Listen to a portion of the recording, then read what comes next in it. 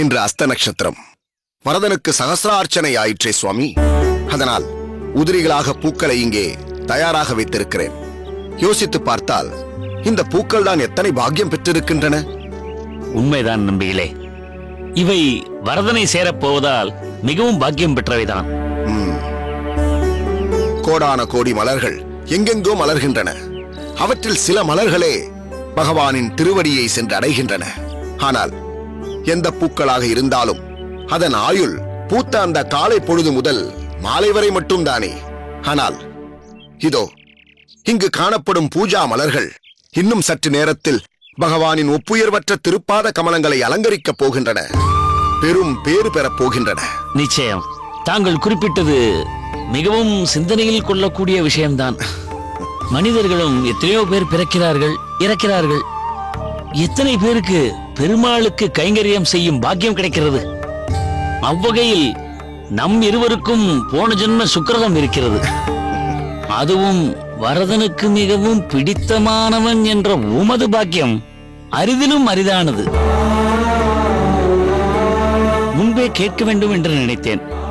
தொடர்ந்து பல நாட்களாக நந்தவனம் உள்ள பூவிருந்தவல்லிக்கு தாங்கள் செல்லவில்லையே, என்ன வரதனின் ஆக்ஞை அப்படியா? வரதனின் ஆக்ஞை என்பதை விட இது சோமயாஜியின் ஆக்ஞை என்றே சொல்ல வேண்டும். ஓ, இப்போது ராமானுஜனும் உம்மோடு இங்கு தங்கியிருக்கிறான் அல்லவா?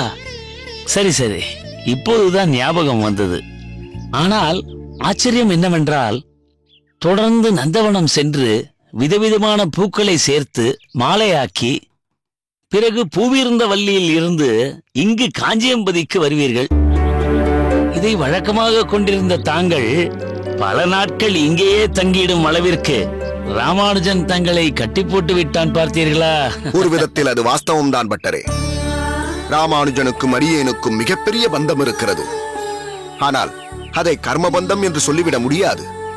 வரதனைப் போலவே ராமானுஜன் மீதும் அடியேனுக்கு ஒரு ஈர்ப்பு, பெருமாளின் மீது ஜென்ம ஜென்மாந்திரமாக கொண்டுள்ள சம்பந்தம் போலவே அவனிடமும் ஒரு ஈடுபாடு, ஈர்ப்பு இயல்பாய் ஏற்படுகிறது. அதற்கு மேல் அடியேனால் இதை வர்ணிக்க முடியவில்லை பட்டரே. நம்பிகளே, வரதனை தவிர எந்த ஒரு விஷயத்திலும் உணர்வுகளை வெளிக்காட்டாத தாங்கள் இவ்விஷயத்தில் இவ்வளவு உணர்வு பூர்வமாக பேசுகிறீர்கள் என்றால் உங்கள் இருவருக்கும் உள்ள பந்தம் அடியேனுக்கு புரிகிறது. ராமானுஜன் அப்படிப்பட்ட ஒரு உன்னதமான சிரேஷ்டன். நம் சம்பிரதாயத்திற்கு கிடைத்த ஒப்பற்ற சுடரொளி, வருங்கால சமுதாயத்தின் விடிவெள்ளி பட்டரே அவன். தாங்கள் கூறும்போது அது சத்தியமான கூற்றுதான். அது சரி, சமீபத்தில் 2 நாட்கள் உம்மை காணவில்லையே. ராமானுஜன் உம்மோடு இல்லையா? ஆம் பட்டரே, அவன் ஸ்ரீபெரும்புதூர் சென்றிருக்கிறான். அச்சமயத்தில் அடியேனும் நந்தவனம் சென்று சில பராமரிப்பு பணிகளை செய்து வந்தேன். அங்கு சில புதுவகையான நறுமணம் மிக்க வரதனுக்கு உகந்ததுமான மலர்களை கொண்ட செடிகளை நந்தவனத்தில் நிலமூன்றி விட்டு வந்தேன். என்னவோ சுவாமி, உமக்கு வரதனை பிரிய மனமில்லை. அடியனுக்கு நீர் இல்லாத சந்நிதியில் வரதனை மட்டும் தனியாக பார்ப்பதில் மனமில்லை. கண்கள் அப்படியே பழகிவிட்டது. தொடர்ந்து பார்த்து பழகிவிட்ட ஒரு விஷயம் திடீரென்று மாறுபட்டு காட்சியளிக்கும் போது மனம் சற்று சலனமடையத்தான் செய்கிறது. சில விஷயங்களை பார்க்கும்போது கலக்கமும் பீதியும் கூட ஏற்படுகிறது. என்ன பட்டரே, திடீரென்று புதிர் போடுகிறீர்? புதிர் போடவில்லை நம்பிகளே, சற்று திரும்பி பாருங்கள். அடியேனின் கலக்கம் உமக்கு என்னவென்று புரியும்.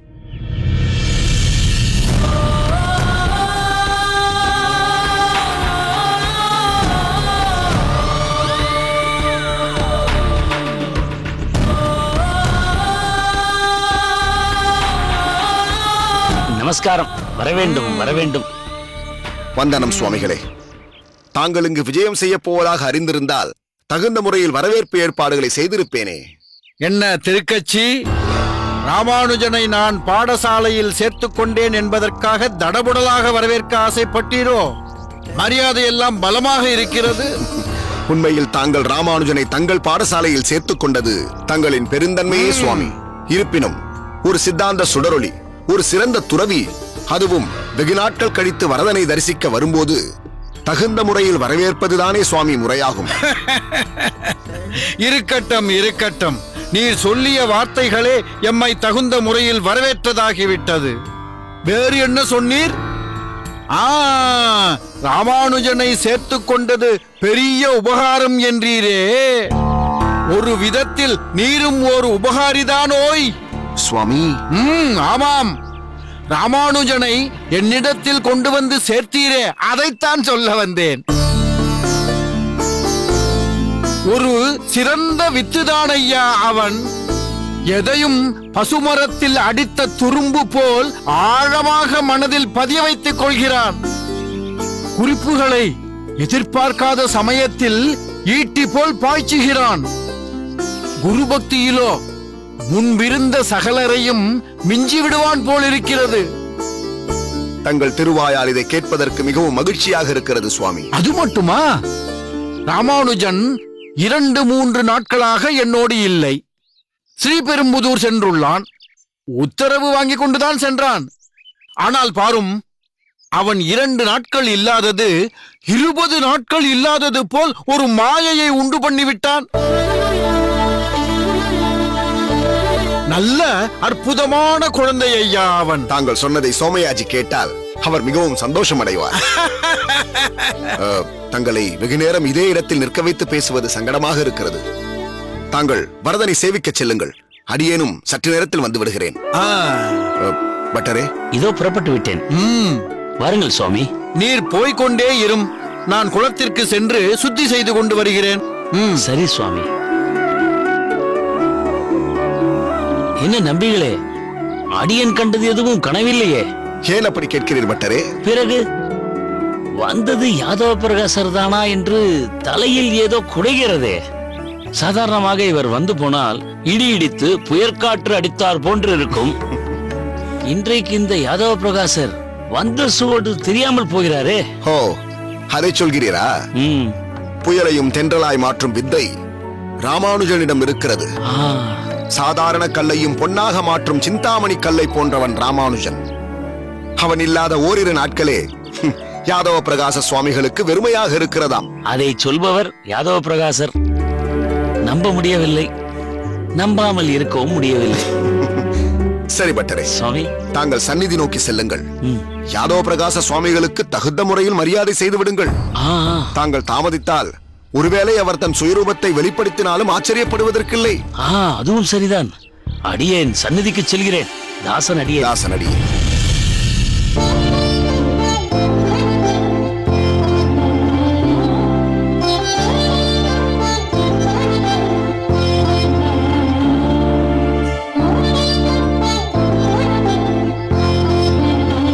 ராமானுஜன் மாற்றத்தை ஏற்படுத்துபவன்.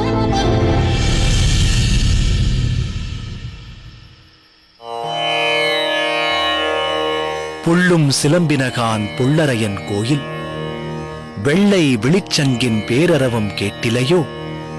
பிள்ளாய் எழுந்திராய் பேய்முலை நஞ்சுண்டு கள்ளச்சகடம் கலக்கழிய காலோச்சி வெள்ளத்தரவில் துயிலமர்ந்த வித்தினை உள்ளத்து கொண்டு முனிவர்களும் யோகிகளும் மெல்ல எழுந்து அறி என்ற பேரரவம் உள்ளம் புகுந்து குளிர்ந்தேலோர் எம்பாவாய் என்பது ஸ்ரீ ஆண்டாள் அருளிச் செய்த திருப்பாவை.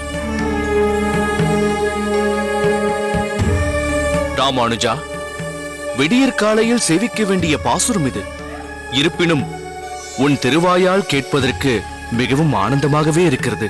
இரவு பொழுதில் இப்பாசுரத்தை சேவித்ததில் காரணம் இருக்கிறது திருமேனி. காரணம் நிச்சயம் இருக்கும் என்பதை நாங்களும் ஓரளவு உணர்ந்திருக்கிறோம். அதை சொல்வதற்கு முன்னர் இப்பாசுரம் கூறும் பொருளை நீ எங்களுக்கு விளக்கி சொல்ல வேண்டும். ஆமா ராமானுஜா, பாசுரமே இவ்வளவு இனிமைன்னா அதோட பொருளை தெரிஞ்சு அதுல முழுகி போக ஆவலா இருக்கு. ஆமாங்கய்யா, பல நாளா நீங்க இங்க இல்லீங்களா? அந்த மனவாட்டம் எல்லாம் போகணுமே. உங்கள் எல்லோருடைய ஆர்வமும் தான் முக்கியமானது. கவனமாய் கேளுங்கள். சிற்றம் சிறு காலையில் பாடி மகிழ வேண்டிய இப்பாசுரத்தின் அர்த்தத்தை நீங்கள் உள்வாங்கிக் கொண்டால் நாளை விடியற் பொழுதில் இப்பாசுரங்களை சேவிப்பதிலும் அதன் அர்த்தங்களை கைக்கொள்வதிலும் ஆர்வம் அதிகமாகும். காரணம், திருப்பாவையின் 6வது பாசுரமான இப்பாசுரத்திலிருந்து 15வது பாசுரம் வரை விழிப்புணர்வு ஏற்படுத்தும் அருளிச் செயல் பாசுரங்களாகும். அதாவது இந்த 10 பாசுரமும் தூக்கத்துல இருக்கிறவங்கள எழுப்புற பாசுரமா? ஆம் வீரா. ஆனால் சாதாரண தூக்கம் என்று எண்ணாமல் மயக்கம் என்று பொருள் கொண்டால் அது பொருத்தமாக இருக்கும். மயக்கமா? அப்படியென்றால் அஞ்ஞானத்தையே மயக்கம் என்று குறிப்பிட்டேன். சரி, இனி இப்பாசுரத்தின் அர்த்தம் என்னவென்று பார்ப்போம். ஆண்டாளாகப்பட்டவள் இதில் பிள்ளாய் எழுந்திராய் என்கிறாள். அதாவது பக்தி நிலையில் ஆரம்ப கட்டத்தில் இருக்கும் ஒரு பெண்ணை எழுப்புகிறாள். பகவானின் குணங்களை அனுபவிப்பதற்கு புதியவளாகையால் உனக்கு நித்திரை ஏற்பட்டுள்ளது, எனவே சீக்கிரம் அதை விட்டு வெளியே வா என்கிறாள். அதற்கு அவள் செவி சாய்க்காததால் பொழுது புலர்ந்ததற்கான அடையாளங்களை குறிப்பிடுகிறாள். புல்லும், அதாவது பறவைகள் சிறகடித்து பறக்கின்றன பார். பட்சிகளை விட மனிதர்கள் பல வகைகளில் விவேகமுள்ளவர்களாயிருப்பினும் காலத்தை உணரும் தன்மை பட்சிகளுக்கே இயற்கையில் அமைந்துள்ளது. மனிதர்கள் ஆகாரங்களை உட்கொள்வதில் இது கூடும், இது கூடாது என்பதை விசாரித்தோ அல்லது பிறர் உபதேசிக்க கேட்டோ தெளிய வேண்டும். அது அல்லாமல் கண்ட மாத்திரத்தில் பரீட்சை செய்ய இயலாதவர்கள். ஆனால் பட்சிகள் முகர்ந்த மாத்திரத்தில் இவ்வுணவு கூடும் கூடாது என்பதை உணர்ந்துவிடும். ஆமாங்கய்யா, நம்மளை விட பறவைங்க இயற்கையோட அறிகுறிய முன்கூட்டியே மோப்பம் பிடிச்சிரும். இயற்கை பாடங்களை நடத்துவதில் பறவைகளும் நமக்கு குரு போல் இருக்கின்றன. அப்படித்தானே? இருவர் கூறுவதும் மிகவும் சரி. விடிந்ததின் அறிகுறியாக பறவைகள் சிறகடித்ததை குறிப்பிட்ட ஆண்டாள், பறவைகளுக்கு அரசனான கருடன் பணியும் கோயிலில் ஒலிக்கப்படும் சங்கின் ஒலி கேட்கவில்லையா என்று கேட்டும் அவள் எழவில்லை. ஆதலால் பகவான் கண்ணனின் லீலைகளைச் சொல்கிறாள். அன்று பூதனை என்னும் அரக்கி வஞ்சனையோடு நஞ்சு முலை கொண்டு பாலினை கொடுக்க அதை உண்ட கண்ணபெருமான் நஞ்சோடு அவள் உயிரையும் உறிஞ்சினானன்றோ. மற்றொரு சமயம் சக்கரத்தின் உருவில் வந்த அரக்கனை கண்ணன் தன் பிஞ்சிக் கால்களால் உதைத்து அந்த கள்ளத்தனம் உடைய அரக்கனை தவிடுபொடியாக்கினான். அப்படிப்பட்ட கண்ணன் வேறு யாரும் அல்ல, அவனே பார்க்கடலில் பாம்பனை மேல் பள்ளி கொள்ளும் வித்தான பரமன், பரந்தாமன். கண்ணனுள்ள இடமெல்லாம் முனிவர்களும் யோகிகளும் கூடியிருப்பார்கள். கோபர்களில் பலரும் இந்த யோக்கியதை பெற்று வீதிதோறும் பல இல்லங்களில் இருப்பர். அவர்கள் படுக்கையில் நித்திரை கொள்வதற்கு முன்னர் பகவானை நன்கு நினைத்தும் மறுநாள் எழுந்திருக்கும் போது நன்கு தியானித்தும் ஹரி ஹரி என்று 7 முறை உச்சரித்து எழுகின்றனர்.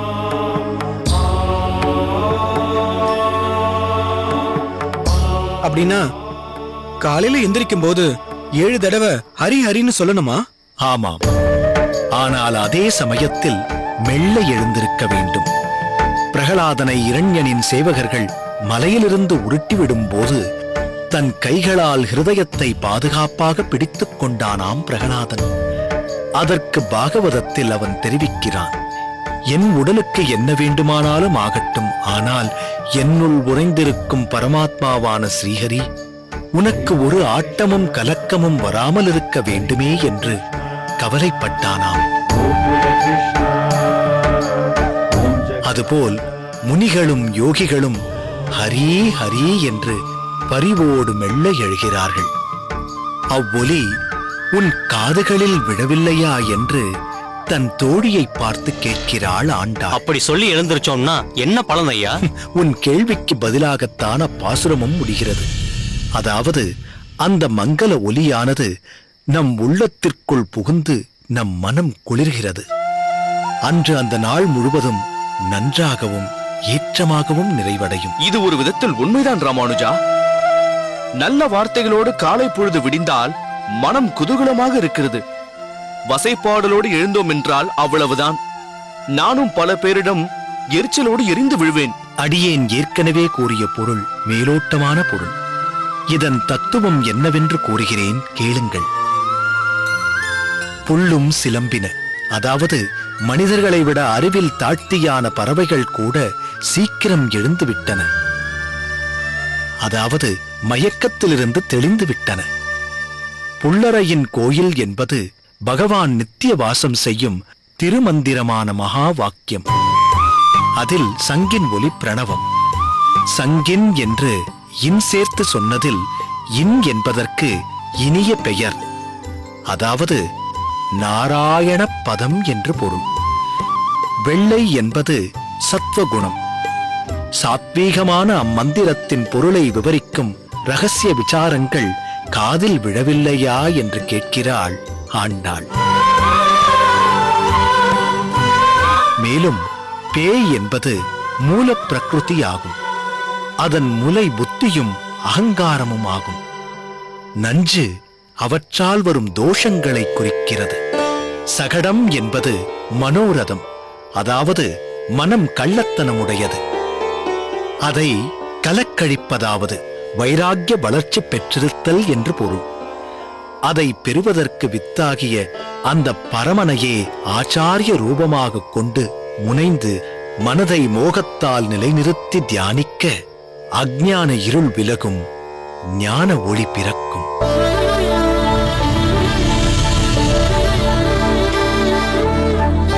இன்று நீ செய்த தளிகை இவ்வளவு ருசியாக இருக்க என்ன காரணம்? இன்று தளிகையில் உப்பும் புளியும் மிளகும் மட்டும் கரைக்கவில்லை, என் உயிரையும் சேர்த்து கரைத்தேன். இவதே வேணுமாடா? செட்டாவாதுடா, கழுத்தி விடுறா, அடங்கா பிடாரின்றான். ஏங்க சார், ஒரு பையன் கிட்ட ஒரு தைரியம் இருந்தா அதை வீரம்னு சொல்ல தெரிஞ்ச உங்களுக்கு ஒரு பொம்பளை பிள்ளை கிட்ட தைரியம் இருந்தா திமிருன்னு சொல்றீங்களே.